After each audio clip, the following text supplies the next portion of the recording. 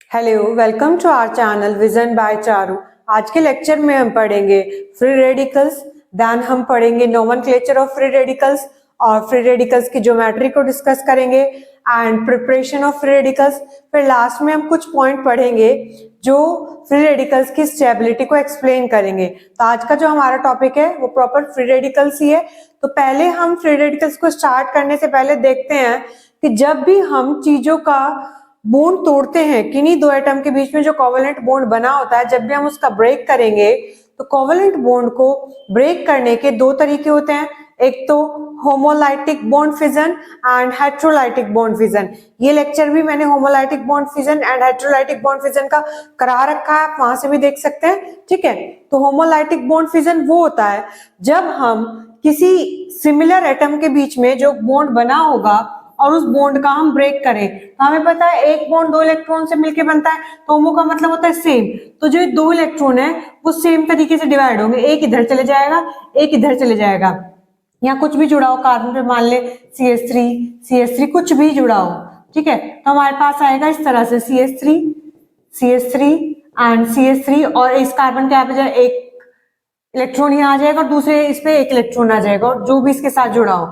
तो ये जो हमारे पास इस तरह का कंपाउंड बन के आया है, जो भी स्पीशीज बन के आई है कि किसी एक एटम के ऊपर सिंगल अनपेयर्ड इलेक्ट्रॉन अगर है तो इसी को कहा जाता है कि हमारे पास बनकर आया है फ्री रेडिकल।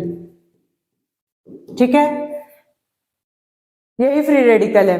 एक्चुअल में जब भी हम कोई रिएक्शन को प्रोसीड करेंगे या फिर जब भी हम किसी रिएक्शन का मैकेनिज्म पढ़ेंगे तो ये फ्री रेडिकल्स बीच में बनते हैं। ठीक है, फाइनल प्रोडक्ट में ये नहीं आते। देखिए जरा, अब इसकी डेफिनेशन देख लेते हैं। दोज इलेक्ट्रिकली न्यूट्रल एटम और ग्रुप, इस पे कोई चार्ज तो है नहीं, तो electrically neutral group of atom which contain one unpaired electron. इस बात को ध्यान रखना कि चार्ज तो इस पे कोई नहीं है, केवल क्या चीज है, एक अनपेयर्ड इलेक्ट्रॉन है। दो होते तो पेयर्ड हो जाते, पर ये एक अनपेयर्ड है, is called free radicals. These are form during homolytic bond fission. कब बनते हैं हमारे पास? जब होमोलाइटिक बॉन्ड फिजन हो। ठीक है, जब भी बॉन्ड टूट रहे हो होमोलाइटिक तरीके से, तब भी हमारे पास फ्री रेडिकल बनेंगे, क्योंकि जो इलेक्ट्रॉन है वो इक्वली डिवाइड होंगे। Of covalent bond by action of sunlight, sunlight के प्रेजेंस में होता है। एक ये रिप्रेजेंट कर दिया, कार्बन पे सिंगल इलेक्ट्रॉन है, सिंगल अनपेयर्ड इलेक्ट्रॉन, तीनों तरफ कार्बन की चेन है, तो ये हमारे पास क्या हो जाएगा, एक फ्री रेडिकल का एग्जाम्पल है। देखिए जगह, अगर कोई कार्बन के ऊपर ये सिंगल अनपेयर्ड इलेक्ट्रॉन है और ये केवल एक ही तरफ से कार्बन की चेन से अटैच है, दो तरफ से हाइड्रोजन, तो इसको हम बोलेंगे 1 डिग्री वाला फ्री रेडिकल या फिर प्राइमरी। ठीक है, और अगर दो तरफ से वो कार्बन चेन से अटैच है और एक तरफ हाइड्रोजन, तो 2 डिग्री या फिर बोल दे सेकेंडरी फ्री रेडिकल। और अगर वो तीनों तरफ से ही कार्बन चेन से अटैच है तो वो कहलाएगा 3 डिग्री या फिर टर्चरी फ्री रेडिकल, जो तीन तरफ से कार्बन चेन से अटैच होगा। क्लियर हो गया? नेक्स्ट, अब हम आगे डिस्कस करते हैं कि इसका नोमेनक्लेचर क्या होगा। नोमेनक्लेचर क्या करेंगे, जो भी हमारे पास वर्ड रूट होगा उसको लिखकर लास्ट में बस फ्री रेडिकल लगा देना है। जैसे word free radical is added as suffix after name of alkyl group. जो भी हमारे पास एल्काइल ग्रुप होगा, जैसे कौन सा एल्काइल ग्रुप है, मिथाइल, तो मिथाइल पे क्या है, एक सिंगल अनपेयर्ड इलेक्ट्रॉन है, तो मिथाइल फ्री रेडिकल। ये कौन सा है, आइसोप्रोपाइल। आइसो वर्ड क्यों, क्योंकि दोनों तरफ सिमिलर एटम है, इसलिए आइसो, टोटल कार्बन कितने हैं, 3, तो प्रोपाइल फ्री रेडिकल। ओके, ये बेंजाइल वाला ग्रुप है तो बेंजाइल फ्री रेडिकल। ये इथाइल ग्रुप है तो इथाइल फ्री रेडिकल, और ये तीनों तरफ सिमिलर है अटैच, तो ये टर्चरी वाला है 3 डिग्री वाला, तो टर्चरी, और टोटल 4 कार्बन है तो टर्चरी ब्यूटाइल फ्री रेडिकल। समझ आ गया होगा? कुछ नहीं, बस जो भी आपका वर्ड रूट है, जो भी कार्बन जितने भी हैं उस हिसाब से उसका नोमेनक्लेचर लिख के और लास्ट में हमें फ्री रेडिकल लगा देना है। ठीक है, सारे फ्री रेडिकल है क्योंकि एक एक अनपेयर्ड इलेक्ट्रॉन आ रहा है। ओके, अब हम देखते हैं इसकी ज्योमेट्री क्या होगी। देखते हैं जरा इसकी क्या ज्योमेट्री होगी। Carbon atom of alkyl free radical is sp2 hybridized. इसे ध्यान रखेंगे कि sp2 हाइब्रिडाइज्ड वाला होगा जो फ्री रेडिकल में कार्बन एटम होगा, with bond angle 120 degree. Okay, और जो शेप आती है वो होती है ट्राइगोनल प्लेनर। तो ये हमने ट्रायगोनल प्लेनर शेप बना के दिखा दी with one unhybridized p orbital, एक अनहाइब्रिडाइज्ड p ऑर्बिटल लिया और जिसमें हमने एक अनपेयर्ड इलेक्ट्रॉन दिखा दिया हैविंग वन इलेक्ट्रॉन प्रेजेंट। ठीक है, ये कौन सी शेप आ गई हमारे पास? Trigonal planar. तो कितना ध्यान रखना है इसमें बस कि sp2 हाइब्रिडाइज्ड होता है इनका कार्बन, फ्री रेडिकल्स वालों का बॉन्ड एंगल 120 डिग्री होता है और जो शेप बन के आती है वो क्या होती है? Trigonal planar. और ट्रायगोनल प्लेनर के शेप के साथ एक और बात ध्यान रखनी है कि इसके पास एक अनहाइब्रिडाइज्ड फ्री ऑर्बिटल होता है जिसमें अनपेयर्ड इलेक्ट्रॉन होता है, वो जो एक अनपेयर्ड इलेक्ट्रॉन फ्री रेडिकल्स पे होता है वो हम यहाँ पर रिप्रेजेंट कर देंगे। ओके, सभी को क्लियर हो गया होगा। नेक्स्ट अब हम आगे देखते हैं इसकी प्रिपरेशन के ये बनते कैसे हैं। These are formed during homolytic fission। ये मैं आपको स्टार्टिंग में बताया कि जब भी हम होमोलाइटिक फिजन करेंगे तब हमारे जो इलेक्ट्रॉन होंगे वो इक्वली डिवाइड होंगे, एक इधर जाएगा एक इधर जाएगा, तो हमारे पास फ्री रेडिकल्स बन के आएंगे। Homolytic fission of covalent bonds in presence of heat and sunlight.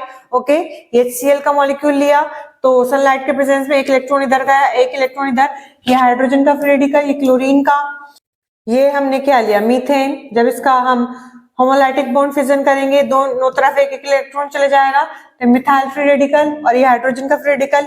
Ethene का जब करा तो एक बॉन्ड ऐसे रहा, एक टूट के फ्री रेडिकल दिखा दिए दोनों कार्बन पे। ओके, यहाँ पे भी हमने किया तो यहाँ पे जो H और C का है इन्हें तोड़ा और H का फ्री रेडिकल आ गया और कार्बन का फ्री रेडिकल। क्लियर है? तो जब भी हम चीजों को होमोलाइटिक बॉन्ड फिजन करते हैं तभी हमारे पास फ्री रेडिकल्स ऑब्टेन्ड होते हैं। ओके, नेक्स्ट अब हम आगे देखते हैं कितनी तरह के होते हैं फ्री रेडिकल। तो दो तरह के होते हैं free radical, short lived free radicals and long lived free radicals. जो इनका डिवीजन किया गया है फ्री रेडिकल्स का as short lived and long lived free radicals, वो हुआ है कि जो फ्री रेडिकल है जो कार्बन पर एक अनपेयर्ड इलेक्ट्रॉन है उस कार्बन से आगे कौन सा ग्रुप अटैच है, इस बेसिस पे इन्हें as short lived and long lived free radical बांट दिया गया। जो शॉर्ट लिव्ड फ्री रेडिकल है ये उन्हें कहा गया जिनमें एल्काइल ग्रुप अटैच है। जो एल्काइल ग्रुप अटैच है कार्बन से अगर, तो वो शॉर्ट लिव्ड वाले हैं, और अगर एराइल या फिर हम इसको बोल सकते हैं फिनाइल, एराइल या फिनाइल वाले ग्रुप अटैच है फ्री रेडिकल से तो वो कहलाएंगे लॉन्ग लिव्ड फ्री रेडिकल्स। ठीक है, इसके एग्जांपल देख लेते हैं। Short lived free radicals, alkyl free radicals are named as short lived, जिसमें एल्काइल ग्रुप होगा उन्हें शॉर्ट लिव्ड फ्री रेडिकल कहा जाएगा। Their stability can be explained by hyperconjugation. Hyperconjugation की हेल्प से इनकी स्टेबिलिटी को हम बता सकेंगे और एक्चुअल में हाइपर कॉन्जुगेशन को हम एक्सप्लेन करते हैं with the help of alpha hydrogen. अब कुछ तो ऐसे होंगे जिन्हें ना तो ये पता होगा हाइपर कॉन्जुगेशन क्या होता है या फिर अल्फा हाइड्रोजन क्या होता है, तो इस पे भी मैं ऑलरेडी लेक्चर करा सकती हूँ, आप वहां से भी देख सकते हैं। ठीक है, मैं यहाँ पे भी बता देती हूँ कि अल्फा हाइड्रोजन होते क्या है। यहाँ पे इसके अकॉर्डिंग जिस भी कार्बन पे आपका फ्री रेडिकल होगा उस कार्बन से जो नेक्स्ट वाला कार्बन होगा उस कार्बन पे जो भी हाइड्रोजन होंगे वो हाइड्रोजन गिने जाएंगे एज अल्फा हाइड्रोजन। तो अगर यहाँ पर भी है इस कार्बन पे 3 हाइड्रोजन है तो ये भी अल्फा हाइड्रोजन होंगे, और इस वाले कार्बन से अटैच भी जो अगर 3 हाइड्रोजन है तो ये भी अल्फा हाइड्रोजन होंगे। तो सीधी सीधी बात है, जिस कार्बन पर आपका फ्री रेडिकल है उस कार्बन से नेक्स्ट कार्बन पर हमें हाइड्रोजन देखने हैं, तो उस कार्बन से नेक्स्ट कार्बन के जो हाइड्रोजन होंगे वही कहलाएंगे अल्फा हाइड्रोजन। इस कार्बन से नेक्स्ट कार्बन कहलाता है अल्फा कार्बन और उस कार्बन पर जो अटैच हाइड्रोजन होंगे वो कहलाएंगे अल्फा हाइड्रोजन। ठीक है, तो इन अल्फा हाइड्रोजन को हम यहाँ कैलकुलेट करेंगे और हम स्टेबिलिटी बता देंगे फ्री रेडिकल की, किस तरह से वो देखेंगे। जरा हम ये लेके चले टर्शरी ब्यूटाइल फ्री रेडिकल, तो हमने इसमें काउंट करे 3 यहाँ पे 3 यहाँ पे 3 यहाँ पे, टोटल 9 अल्फा हाइड्रोजन। इस तरह से इस वाले में करे तो ये वाला हाइड्रोजन तो काउंट होगा नहीं, 3 ये टोटल 6 अल्फा हाइड्रोजन। इस वाले पे ये वाले के तो होंगे नहीं तो इसके 3 है तो टोटल 3 अल्फा हाइड्रोजन। इसमें तो कोई कार्बन ही अटैच नहीं है तो एक भी अल्फा हाइड्रोजन नहीं है। ओके, तो अल्फा हाइड्रोजन तो कैलकुलेट करने आगे होंगे सबको। अब जब हम अल्फा हाइड्रोजन कैलकुलेट करने सीख लिए तो आप ध्यान रखेंगे जितने अल्फा हाइड्रोजन होंगे किसी कंपाउंड में उससे एक ज्यादा उसमें प्रेजेंट रेजोनेटिंग स्ट्रक्चर होंगे। तो पहले वाले में हमारे पास 9 अल्फा हाइड्रोजन आए तो इसमें एक ऐड कर दो, इतने इसमें रेजोनेटिंग स्ट्रक्चर हो जाएंगे। इसमें एक ऐड करो, इतने इसमें रेजोनेटिंग स्ट्रक्चर, इसमें एक ऐड करो, उसमें 4 रेजोनेटिंग स्ट्रक्चर, एक ऐड करके एक रेजोनेटिंग स्ट्रक्चर। ठीक है। तो हम अल्फा हाइड्रोजन की हेल्प से निकाल सकते हैं कि टोटल रेजोनेटिंग स्ट्रक्चर किसी फ्री रेडिकल के कितने होंगे। अब हमेशा आपने ये बात सुनी होगी कि जो चीजें रेजोनेट शो करती हैं उनमें स्टेबिलिटी ज्यादा पाई जाती है। तो हम बोल सकते हैं कि इस वाले के रेजोनेटिंग स्ट्रक्चर सबसे ज्यादा हैं। तो सबसे ज्यादा रेजोनेटिंग स्ट्रक्चर बनाने का मतलब ही है कि सबसे ज्यादा स्टेबल होगा। तो यहाँ पे अगर हम स्टेबिलिटी का ऑर्डर देखें तो ये वाला सबसे ज्यादा, ए वाला सबसे ज्यादा स्टेबल, फिर बी, फिर सी, देन डी।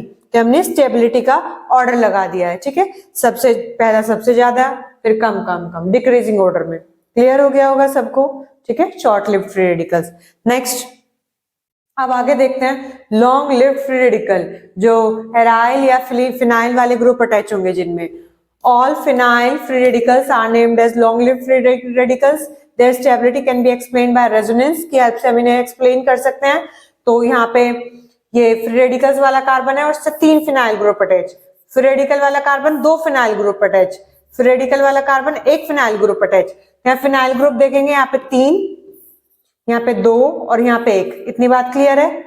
तो जितने फिनाइल ग्रुप आपने कैलकुलेट किए हैं, अब यहाँ पे हम फिनाइल ग्रुप की हेल्प से हम कैसे निकाल सकते हैं कितने रेजोनेटिंग स्ट्रक्चर होंगे। तो इस फॉर्मूले को ध्यान रखना, 3 इंटू फिनाइल ग्रुप प्लस 1। जितने फिनाइल ग्रुप है उसमें 3 की मल्टीप्लाई करो और उसमें 1 ऐड कर दो, तो 3 3 9 प्लस 1 10 रेजोनेटिंग स्ट्रक्चर होंगे इसके। इसमें 3 की मल्टीप्लाई करो प्लस 1, 6 प्लस 1 7 रेजोनेटिंग स्ट्रक्चर। 3 की मल्टीप्लाई करो प्लस 1, तो टोटल 3 1 जा 3 और 4 रेजोनेटिंग स्ट्रक्चर। अब यहाँ पे देखो तो किसके रेजोनेटिंग स्ट्रक्चर सबसे ज्यादा हैं, जो ये 3 डिग्री वाला था। तो 3 डिग्री वाले के रेजोनेटिंग स्ट्रक्चर सबसे ज्यादा पाए, ठीक है। तो वो सबसे ज्यादा मोस्ट स्टेबल होगा। अब आपने एक बात देखी, जब हमने शॉर्ट लिव्ड वाला पढ़ा था फ्री रेडिकल, तब भी आपने वहां पे देखा होगा कि जो 3 डिग्री वाला था वही सबसे ज्यादा स्टेबल था। और जब मैं लॉन्ग लिव्ड फ्री रेडिकल पढ़ा रही हूं तब आप देख रहे हैं फिर से जो 3 डिग्री वाला फ्री रेडिकल है वही सबसे ज्यादा स्टेबल है। ओके, तो हम ये पाएंगे कि जो टर्शरी वाले फ्री रेडिकल है वो सबसे ज्यादा स्टेबल पाए जाते हैं, चाहे वो शॉर्ट लिव्ड वाला हो या फिर लॉन्ग लिव्ड वाला हो। ओके, क्लियर हो गया होगा सबको। नेक्स्ट अब हम आगे पढ़ते हैं, कुछ पॉइंट्स देख लेते हैं जिनसे हम फ्री रेडिकल्स की स्टेबिलिटी को एक्सप्लेन कर पाएंगे। ओके, पहला पॉइंट है stability of free radicals increase with increase in number of alkyl group. जितने ज्यादा अल्काइल ग्रुप बढ़ते जाएंगे इनकी स्टेबिलिटी बढ़ती जाएगी। किस तरह से? क्योंकि अल्काइल ग्रुप का नेचर होता है ये प्लस आई इफेक्ट शो करते हैं। इस कार्बन पर अपने पूरे कंप्लीट इलेक्ट्रॉन नहीं है, इस पे इलेक्ट्रॉन की कमी है, तो इससे जितने ज्यादा अल्काइल ग्रुप अटैच होंगे तो अल्काइल ग्रुप की टेंडेंसी होती है इलेक्ट्रॉन को देने की, बिकॉज ये प्लस आई इफेक्ट शो करते हैं। तो जब इलेक्ट्रॉन देंगे तो जो डेफिशिएंसी है इस वाले कार्बन पे उसको कंप्लीट कर देंगे, जिसकी वजह से इनकी स्टेबिलिटी बढ़ जाएगी। ठीक है, तो रीजन इसका क्या है? As alkyl group are electron donating so they satisfy the electron deficiency of free radicals and increasing stability. इनकी स्टेबिलिटी बढ़ जाएगी क्योंकि जो इलेक्ट्रॉन की डेफिशिएंसी है ये उसको पूरा कर देंगे। ओके, जो कमी है इलेक्ट्रॉन की। नेक्स्ट आगे देखते हैं, नेक्स्ट पॉइंट है stability of allyl free radicals can be explained on the basis of identical. जो एलाइल वाले फ्री रेडिकल है वो भी ज्यादा स्टेबल पाया जाता है। क्यों? देखे जरा यहाँ पे क्यों। ये एक एलाइल फ्री रेडिकल, पहले तो बात ही आती है आपको यही बताना होगा कि एलाइल फ्री रेडिकल कौन से होते हैं। तो ध्यान रखेंगे जिस कार्बन पर आपका फ्री रेडिकल है उस कार्बन से नेक्स्ट कार्बन अगर डबल बॉन्ड से अटैच है तो वो एलाइल वाला होगा। जिस कार्बन पर फ्री रेडिकल है उस कार्बन से अगले वाले कार्बन को देखो और अगर अगले वाला कार्बन डबल बॉन्ड से अटैच है तो वो एलाइल फ्री रेडिकल है। ओके, तो एक एलाइल फ्री रेडिकल हो गया। तो किस तरह से ये अपनी स्टेबिलिटी को शो करते हैं? ये यहाँ पे जो डबल बॉन्ड है ये ब्रेक हो जाएगा इसका होमोलाइटिक फिजन, तो क्या होगा? अब जो ये वाला इलेक्ट्रॉन है इधर जाके बॉन्ड बना लेगा और इसके साथ, और यहाँ पे ये फ्री रेडिकल इधर शिफ्ट हो जाएगा। तो ये इस तरह से अपना एक रेजोनेटिंग स्ट्रक्चर बना लेता है। तो रेजोनेटिंग फॉर्म बना लिया, इस वजह से ये ज्यादा स्टेबल है। ठीक है, ऐसे भी एग्जिस्ट कर पाएगा और ऐसे भी एलाइल फ्री रेडिकल ज्यादा स्टेबल पाएंगे। क्लियर है सभी को? समझ आ गया होगा फ्री रेडिकल्स का कंप्लीट कंसेप्ट। ये काफी इंपॉर्टेंट टॉपिक है। Okay, thank you for watching. Like, share and subscribe our channel Vision by Charu.